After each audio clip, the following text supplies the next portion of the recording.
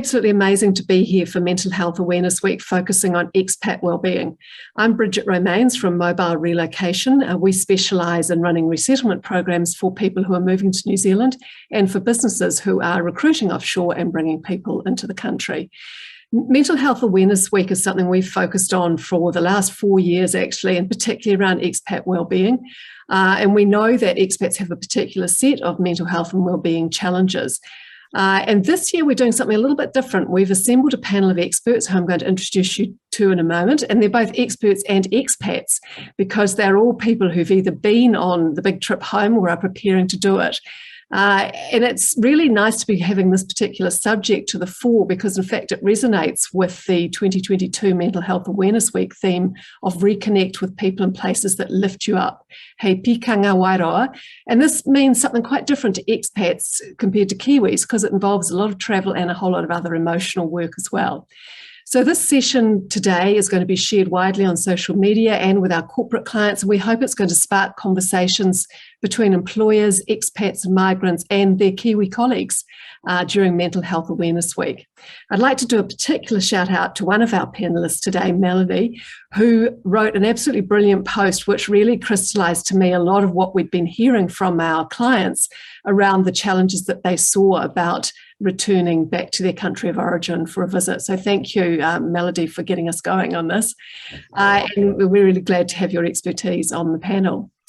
So if we just cast our minds back, during last year's Mental Health Awareness Week, almost exactly the same time as year as we're at now, we're at the height of the COVID pandemic and Auckland was in lockdown. And at that stage, expats had no idea when they're going to see their families. They'd already been separated for 2 years and who knew when it was going to happen. Today, the world's transformed. Kiwi expats in New Zealand are able to travel again to see their family and friends offshore. While life now seems more normal, expats are again facing a different set of wellbeing challenges to their Kiwi colleagues, particularly in relation to those long-awaited visits home. Some of the issues we've been hearing about include expats finding it difficult visiting their home countries because they're finding quite different national COVID experiences and attitudes. People need a break, but, travelling a big distance back to your home country and the emotional load of that trip is not providing much rest. People having difficulty juggling remote working and spending time with family and friends if they want to take a long break. And reconnecting with family can actually be quite disconnecting when you've missed so much over the last 2.5 or 3 years, from family weddings to births and deaths. There's also worry about introducing new family members, partners and children. And sometimes people feel quite unsettled either when they're away or when they get back to New Zealand. So there's a lot of ground to cover. We're not going to be sitting in on a negative session today because the panel is going to talk to us about their goals for their trips home, and in Melody's case for the trip she's already taken, and some of the strategies that they're going to employ and their thinking around how to make the most out of this amazing trip. Maximise the advantages and minimise the disadvantages. So I'd like to just start quickly by asking each of the panellists to introduce themselves. Just let us know when you arrived in New Zealand, where you came from and what your plans are for the home visit. I might just start with you, Melody, since you've already one step ahead of everybody else. All right, thank you. I'm Melody, and I've been living in New Zealand for around 8 years, and I'm originally from Switzerland. Great, thank you. I've already gone home. I've been lucky. Indeed. Great, thank you, Melody. And Joe? Yeah, I came to New Zealand in the middle of 2019 or towards the end, and we've been here with my wife Greta and my son Luke, who was born here just before the pandemic started. Since then, so we haven't gone back home yet, but we are hoping to go back in December. Thanks, Joe. And yes, Joe has had a real amazing experience over the last 2.5 years, becoming a father and being an expat in New Zealand all at once. And Toby. Yeah, so my name's Toby. I'm a senior recruiter at Deloitte. I've been in New Zealand now for 4 years, became a resident this year. Prior to coming to New Zealand, I was in Canada for 3 years. Before that, I'm obviously originally from the UK, so I'm going to be heading home for the first time in quite a while.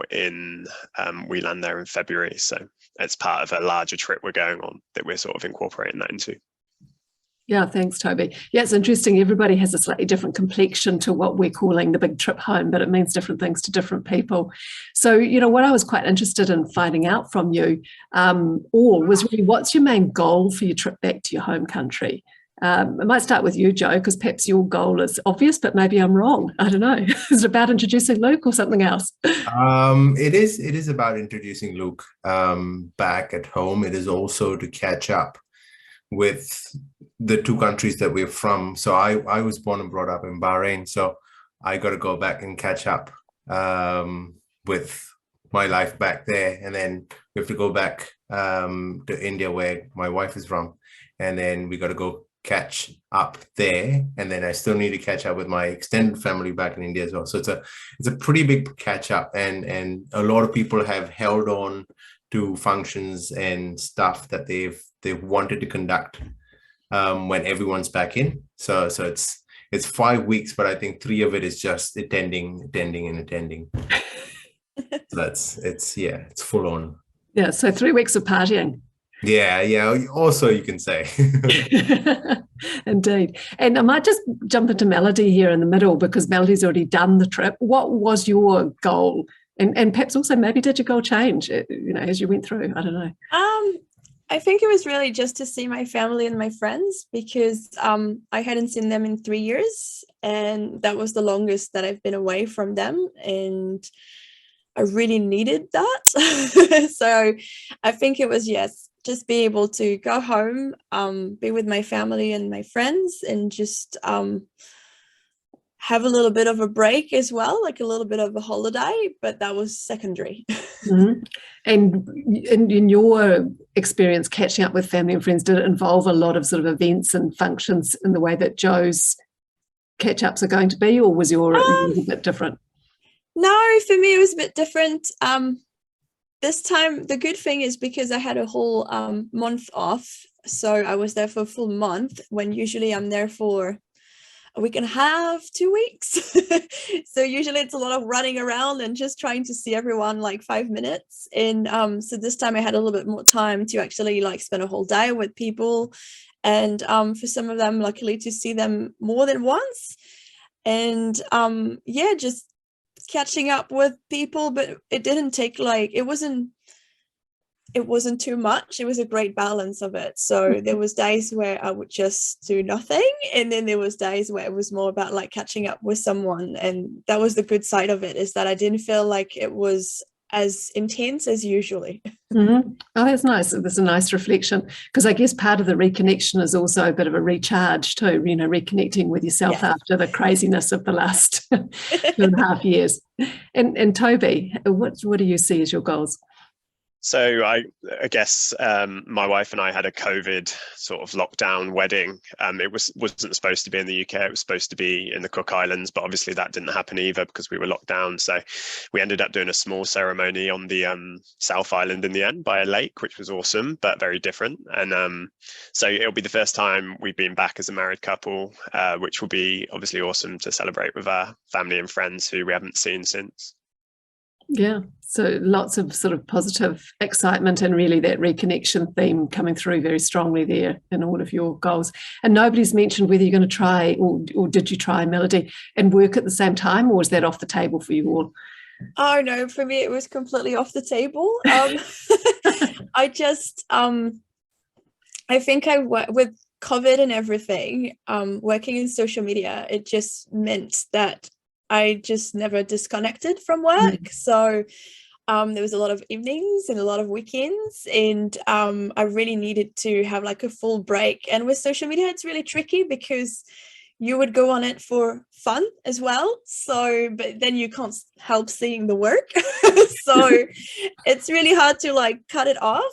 And I have done that in the past, where actually to try and save some leave, I tried to be like, I'll do like 1 week this and then 1 week where I work. But the problem is, like, working in social media, you have I do like the daily posting, so it's not like I can schedule everything in advance. So and then it mean I would have to work at a bit crazy hours depending when I would be going home. So it just didn't really work. And the last time I've done that, I just didn't really end up having a holiday. And work-wise, I just felt like I wasn't really on top of things, because I just had to, you'd send an email and then you'd have to wait like a whole night or something to then get an answer, and sometimes you couldn't action things, so it really slowed me down. So that was something that I didn't want to do again, and I thought, okay, well, I really want to just have like a holiday when I'm 100% like connected to the place where I am, and not still halfway home.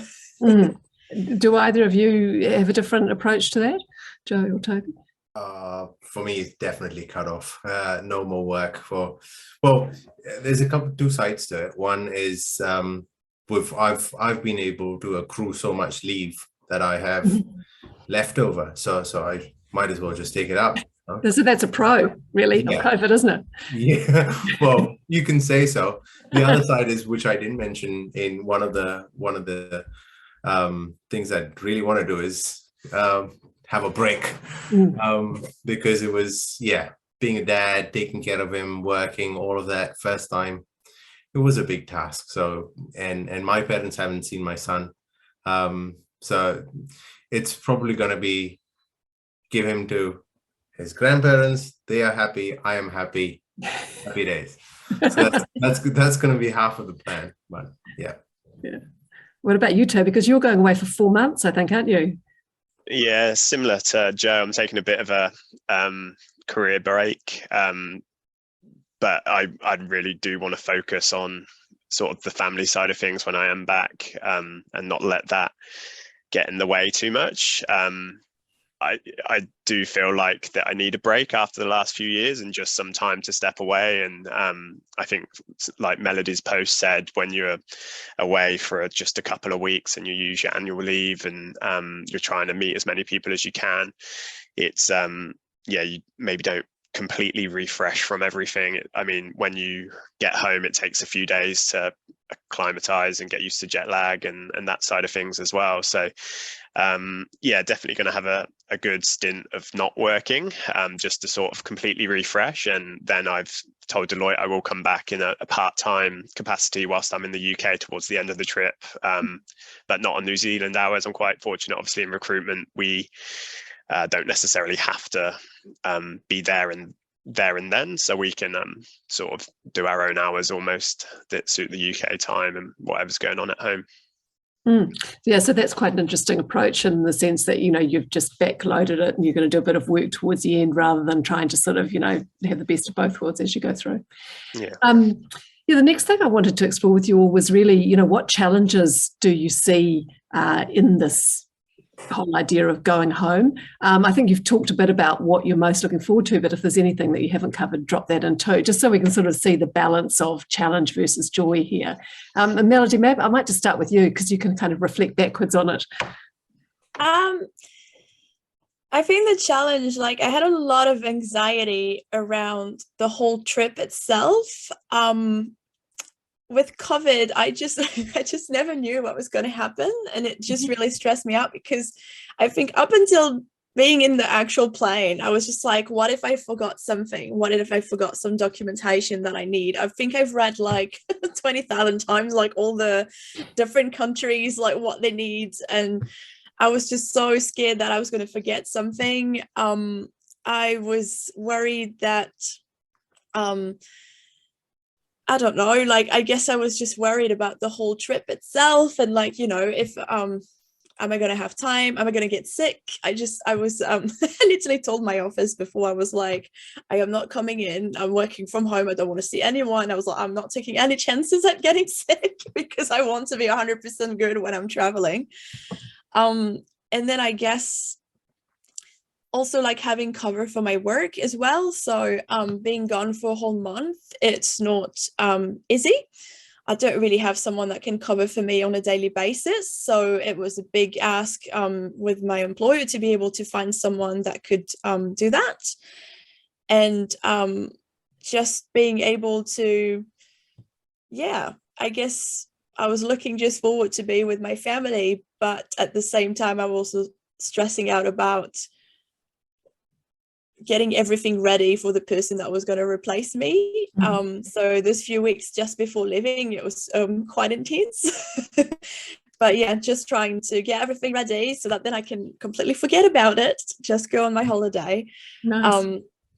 So that was probably like the main challenge, which doesn't sound like a big challenge, but to me it was just before.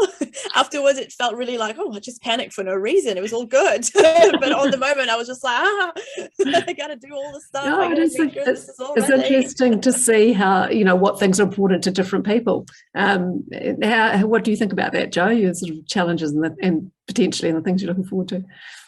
It's slightly different for me and for us, because again, because we've been here and we've never traveled back with Luke, our perspective to how we do things, how we are to people, all of that's changed. The most important for us is Luke's never seen these many people. Both of us come from big numbered families, and everyone's going to be super excited to see him. So it's just the fact that he's never been around so many people who are actually wanting to see him. That's the scariest bit. And then obviously, like Melody mentioned as well, for me, it's about the amount of work that will be left alone for a month or more. And in our industry, in engineering, it's almost like it's not taken over by somebody. All of the admin stuff is done. All those tasks are done, but most of the core stuff of the engineering is left to when I'm back. So that's really scary, because 5 weeks out, when you come back, you'll be going through 200 emails. I had a colleague that left for 2 weeks and he had 300 emails to go through. So it's just scary when you do 5 weeks out, especially in our sector where it's sort of dropped out and then we have to pick the ball back up 5 weeks after that. So it's just a lot of stuff to go through after you come back. Yeah, that's a really good point, Joe, because very few New Zealanders are taking holidays of the length that you guys are taking at this point, and you sort of need to do that to have that time to reconnect and time to travel. So your situation is quite different on the return to somebody who's been on holiday, for a couple of weeks and been up north to see the family. So yeah, the other big one for us is that because again we have to go to 2 different countries, 2 different time zones, 2 different families. We're literally fighting for the hour. We're going, this day here, this day there. We're going 1 week here, flight time's gone. So we're literally calculating hour by hour, and we're almost to the end of it by now. So it's so that's another hard bit, because we have to go through 2 countries, and that's just for visiting families, and that's not on holiday. Yeah. So yeah, that's right. Gosh, yeah. Toby, I hope we haven't discouraged you. Have you got anything else to add, or maybe you've got a joy instead? Well, I was thinking, and we're doing a bit of a trip on the way to the UK. We're going across Cook Islands, the United States, some of South America, and then heading back to the UK. And the UK is the place I'm most anxious to go to out of all of these new places. And I think it's a number of reasons. It's been so long, and people have sort of got on with their lives without us. And then we're obviously going back as a married couple and sort of gate crashing again into their life for a few weeks. Also, obviously, the UK is quite a divided place at the moment anyway, which will have changed a lot in the few years that I've been away, and their attitudes towards COVID have been completely different to our attitudes here, where we've been, quite careful here, whereas in the UK they were pretty gung-ho with it. So yeah, lots of reasons I think is what has built up. I think once I'm there, it'll be fine. Once I've sort of seen everyone for the first time, it'll be all worth it. But until that point, I think I'll be quite nervous about it. Yeah, it's a big thing, isn't it? So, just moving ahead a bit, I'll be interested to know, what sort of tools or mindsets or behaviours, what have you thought might help you get the most out of your visit to your home country? Or are you just going to, go there and play it by ear? What do you think, Joe? Because you seem to have the most frantic schedule of anybody. Yeah, well, we're just going to go with the flow. We know we've got 5 weeks, so we are doing planning. I think that's the best you can do with a toddler. The rest of it's just go with the flow, really. If he doesn't like it, we got to move on to the next task. that's the plan.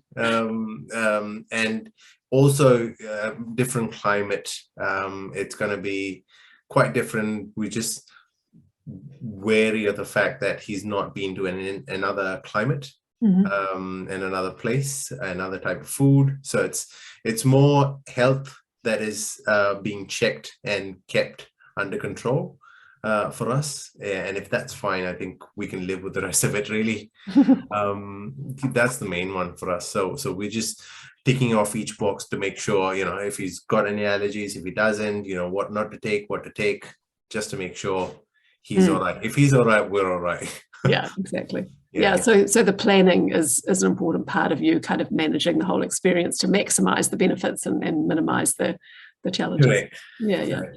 And what about you, Melody? Was there anything perhaps you might have done differently, or did whatever you do worked? I did a planning as well. I just part of the things that I did was a little bit of tourist.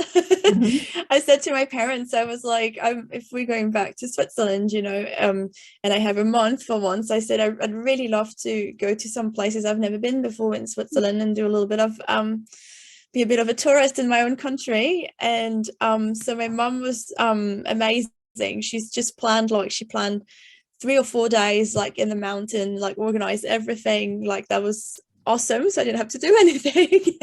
And it was really great, because it was it was the part of the holiday that was really the holiday, because it was let's discover something new and experience things that I haven't done and have fun. And then I just tried. She said to me, she was like, okay, you have your weekends for you and your friends, so just organize it with them and just plan when you can see them, and then during the week we'll try and do some other stuff.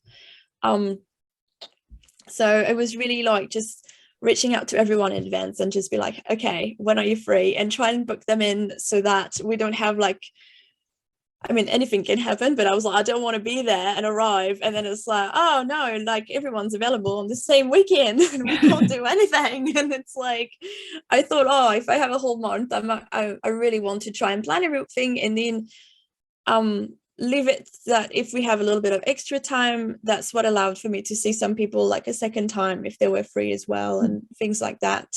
Or plan to see there was family that I hadn't planned to see because I didn't know if they were going to be available or not, and turn out they were. So with that extra time that I had, I could just be oh yeah, let's just go today, let's just go and see them. So that was really good.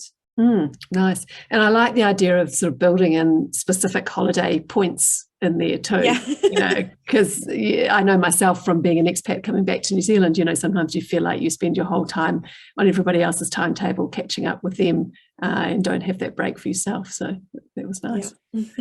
It's a nice country to travel around as well, Melody, Switzerland. It's a beautiful spot, isn't it?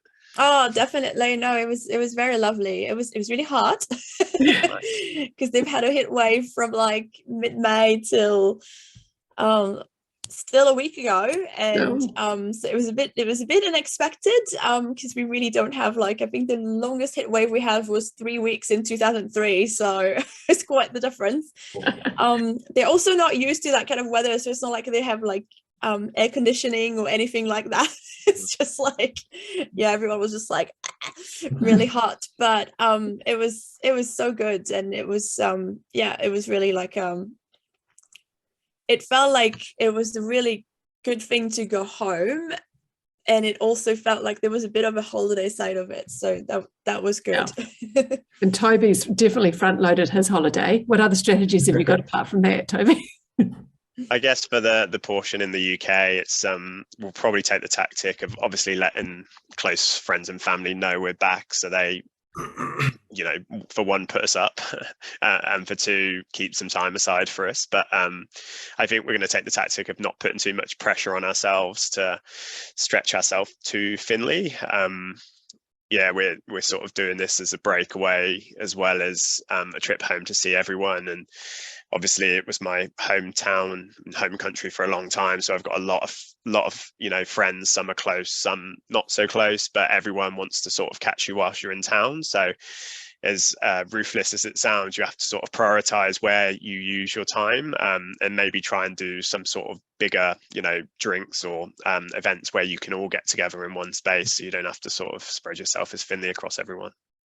Yeah, I totally endorse what that was one we used to use all the time. You know, just have one big party and invite a lot of people to you. They're always an event for that as well, and they're quite fun. So yeah. Oh no, great times. Yeah, absolutely. We'll try to do something like that actually, so that we just get everyone in one single go, and then that's it. You know, relieves so much pressure off us. Yeah, it does. It does. And it kind of makes it memorable for everybody else too, you know, because you've invited them as opposed to them having to run around doing things for you. So it's all good. Now, Melody, I'm really interested in the last point I'd like to raise, you know, given the points that you had raised in your blog, which of course we will be sharing, will be part of the comments in the chat to this video. Is there anything your employer or Kiwi colleagues could do to, or could have done to support your well-being around the trip to your home country?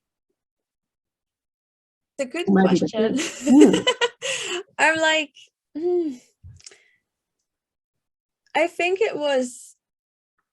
it's really hard because, I mean, there's a few of us who did big trips like that. So there's a few of us that from all around. And we all tried to not go at the same time. So that wouldn't like suddenly have like half your staff is just gone for a whole month. But it was tricky in that I think the other people who like me would go home, they knew exactly how it felt because like me, it would have been 3 years or more that they hadn't seen their family, and they were really excited. They were also quite stressed about like trying to get all the work in place. And I guess it's about like, if we want like our Kiwi colleagues to be supportive, it'd probably be in that understanding that I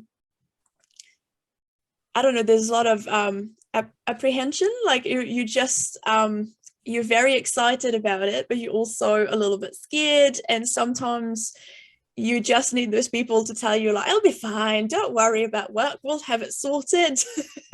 Even if it might not be true, but like who knows.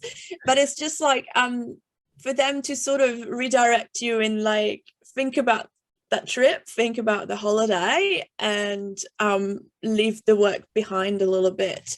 And of course that's not really nice for them because they were like, well, I want to go on holiday too. So it's probably like not great. But I think it's just understanding that it's for me I wasn't really seeing it as a holiday. Yes, it is a holiday, but like I said in my post, it wasn't really entirely a holiday. It was more of a need. I just needed to see my family and my friends after so long. And I think I was quite drained with COVID, with all the work that came with COVID, and the fact that it was so uncertain for so long. I think that was the part that really got to me, because my parents were supposed to actually come over just when we went into lockdown the first time.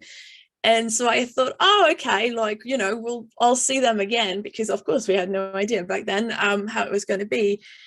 And then as things went through, I just thought, well, I don't know when I'll be able to go, because I didn't want to do the whole isolation and, you know, quarantine, all that stuff. I was just like, I can't afford that, and it's just too complicated. And I just thought, I'll just wait till we reach a point where it's doable. And then they decided, well, we'll come here, we'll push it out our trip, and we'll come here in January this year. But our borders were still not open, so they couldn't. And then it just got to me. I was like, well, I'm not going to wait forever. This is getting too long. I just want to go home now. So I booked my trip in February, and I told my office, I said, well, I'm going in August. I'm telling you now, let's get this sorted. But I just, I guess it's about like having that support of, and I definitely had it. Like, I definitely had like that support from the people I work with, of being like, I'm so excited for your trip, like it's gonna be great, don't worry, like definitely did say that. And I think that really helped, because you're in that in-between phase. Once you're in your trip, you're in your trip. Like work for me, work did not exist anymore. I was just like, I am gone, this is great.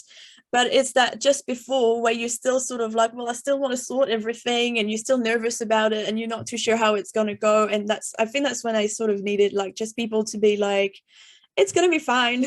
So that was for me, like, what I was after. And coming back, I would say also for when you come back is I would look for people to just be understanding, because you have a little bit of that blues of like, that went by too quickly. It was a whole month, but I came back and I was like, I already missed my family. Like after a week, I was like, nah, that was too short. And just understanding, like I went right back into work, which was a mistake. I literally landed on Sunday and I was at work on Monday, and I was like, I am way too jet lagged for this.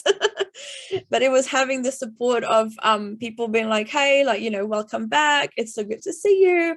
And this is what happened while you were away. Like the person that covered for me did an amazing job, and really like had a whole handover note that explained everything. So I really felt like, even though I was lost and I didn't remember what my job was because I was so out of it, it was really great to have someone that was like, hey, let me take you through your stuff. And also having people, you know, ask like, how did it go? Like, how was it? And just have like a really nice chat. And not be like straight like, all right, you're here, let's go into work, like forget everything, that kind of stuff. Because you do have that, well, I did have that I felt like a little bit disconnected, a little bit like, wow, that felt like a dream. And it's gone and you're back to reality. I was happy to be back, to be like back with my partner, to be at home and stuff, but it was just, yeah, it was a different a bit of a different vibe. Yeah, I really like that point you made about people asking you about your trip, because sometimes as an expat, you know, New Zealanders sort of see your life over there as something that's not so relevant to them. But in a way, I think COVID possibly should give people more empathy, because New Zealanders were separated from their family, you know, in another part of the country, and it's the same for you, but it was magnified. So, you know, you'd hope that they'd be thinking of their own situation and perhaps be empathetic and asking you about how your trip went and how you're feeling now. No, thank you for that. And Toby, you're away for 4 months, so that's another whole sort of complexion to the thing. How do you see that support, you know, from your employer or colleagues or friends back in New Zealand? Yeah, so it's going to be the team have obviously gone through a bit of change anyway, which is I think only added to their nervousness of me then heading off. So I'll try and do as thorough a handover as possible. All of my partners who I work with, obviously recruiting for, I've given them plenty of notice, and we'll do a decent handover. But I guess in a work sense, yeah, I don't think our team are quite supportive of each other, so they're not going to be sort of contacting me too much with questions and those sorts of things, even though I'll obviously make myself available to answer any. Deloitte are really sort of trying to place an emphasis on letting expats visit home more. They've sort of introduced this international flex policy where they're letting people go home up to a month, and yeah, being really flexible with the hours you can do. So yeah, they've sort of taken note of some of the struggles that us expats have obviously been going through, and we obviously have a big overseas workforce who we hire. So yeah, it's good to see that they're making those sorts of strides. And I was just really impressed as well when obviously I said I was happy to do some part-time hours, and there wasn't any emphasis on me doing those with New Zealand hours, and just very appreciative of them generally in that sense. Not that this is about Deloitte, but you know, that's no, I mean, but it's interesting to yeah, because I was aware of that in Deloitte, that there's actually, it's not just an individual basis, it's a company-wide, an international global policy to facilitate expats who need to spend some time back in their home countries. So that's a pretty positive development. And what about you, Joe? How do you see this question? I think well, for me, I think my team is quite happy that I'm going back. I think they see that there's definitely going to be less grumpy face when I come back, and they can see how super excited I am as well. So I think as long as there's a smoother landing, literally, I think I should be fine. I think most of it is fine. I think they will probably take over stuff because I'm gone for a good over slightly over a month, and it is downtime for us during that Christmas break. So it is not too bad. Nothing's gonna pile up to a crazy amount. So it's good, again, if they can, if, like Melody said, if they can ask and see how the trip went and make the comeback a little more smooth, that'll be fantastic. But otherwise, I think it should be, hopefully, a smooth sailing trip back and a softer landing back here. Excellent. So those are all the points that I wanted to raise with you. I don't know whether any of you have got any other sort of pearls of wisdom or cautions or anything you want to share with other expats who'll be listening to this session later on. That's a lot of pressure. Oh no, I think I should have phrased that differently. I say you've already given us so many pearls of wisdom. Is there anything else that springs to mind? How does that sound? And if you think you've exhausted your pearls of wisdom, that's fine too. I think it's about looking at it because I've already gone and come back. I don't think I realized how much I needed that trip home until I did it. It's just, I think there's a little part of like being an expat where you just it's not just being an expat so far away from home, like I literally can't be further away from home. I think it's knowing that it's always like it's complicated, it's expensive, it takes a lot of time, and it's quite draining mentally and physically, I think, but at the same time you just think, okay, well, I'll do it, and you think, I know I might not be able to do it every year, but I'll do it regularly, and it's sort of like it's in the back of your mind. And I never thought, because yes, last time I was away from them for like I don't know, I think it was a year and 9 months or something, and my mum was like, never again. And we were like, yeah, let's never do that. And then it's like, here we are 3 years later, and I just thought, you just never know. So I think it's like, if there's an opportunity to go home and to to take that time to do it, even if you feel like, oh, I can wait a little bit longer, because I think sometimes it's like, yeah, you won't realize how much you need it until you've had it. And it's hard, because I think at the same time